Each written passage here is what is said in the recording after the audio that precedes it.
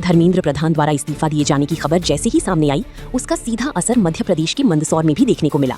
इस घटनाक्रम को अपनी जीत मानते हुए मंदसौर में स्थानीय कांग्रेस कमेटी द्वारा एक विशाल विजय जुलूस निकाला गया।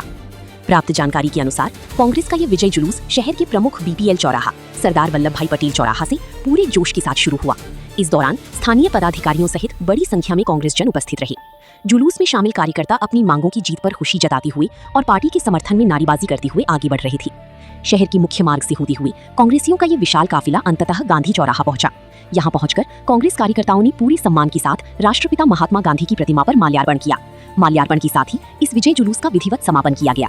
इस पूरे कार्यक्रम के दौरान भारी संख्या में कांग्रेस जनों की एकजुटता देखने को मिली, जिसके जरिए स्थानीय कांग्रेस ने राष्ट्रीय स्तर की इस मुद्दे पर अपनी ताकत और समर्थन का कड़ा संदेश दिया है।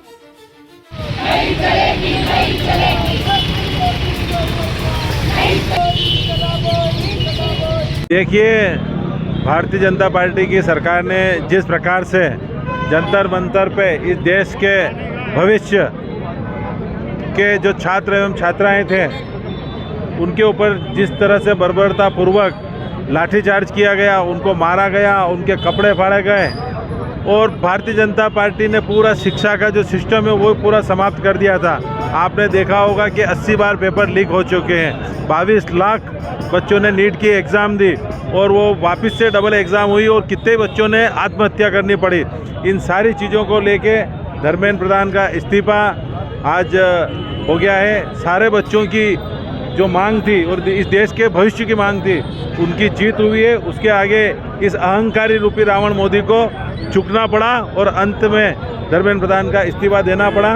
उसी खुशी में आज हम सब यहाँ एकत्रित हुए हैं। तो विजय जुलूस निकल रहे हैं, ये छात्रों की विजय हुई है। देखिए, आक्रोश तो मध्य प्रदेश की पूरी जनता के अंदर है। जिस प्रकार से बच्चों के भविष्य के साथ खेला जा रहा है, बच्चों के भविष्य के साथ खेलना हो या युवाओं की नौकरियों के साथ फर्जीवाड़ा करना हो, नौकरियों देने की ये बात करते देते नहीं, इनके एग्ज़ाम के पेपर्स लीक हो जाते हैं, महिलाएं परेशान हैं, किसान परेशान हैं, व्यापारी वर्ग परेशान है।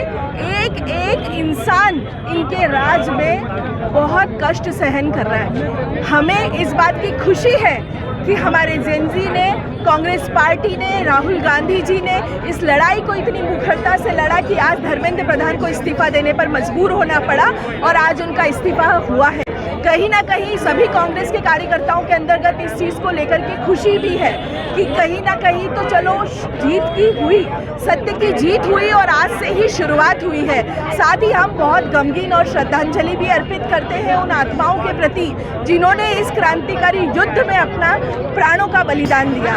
मैं उनके चरणों में शत नमन करती हूँ और आगे इस सरकार को चुनौती देती हूँ कि यदि वक्त रहते उन्होंने जितना रायता फैलाया है, यदि उसको नहीं समेटा, यदि जनता के भविष्य को उन्होंने इसी प्रकार से एक खिलौना समझ करके खेलते रहे, तो ये दिन दूर नहीं है कि वो तख्ता पलट ले। इनफैक्ट मैं तो ये कहना चाहती हूँ कि मोदी जी से कि आप अपना बोरी बिस्तर आप बांध लीजिए, आपका झोला उठा करके निकलने का समय अब बहुत जल्दी आ गया।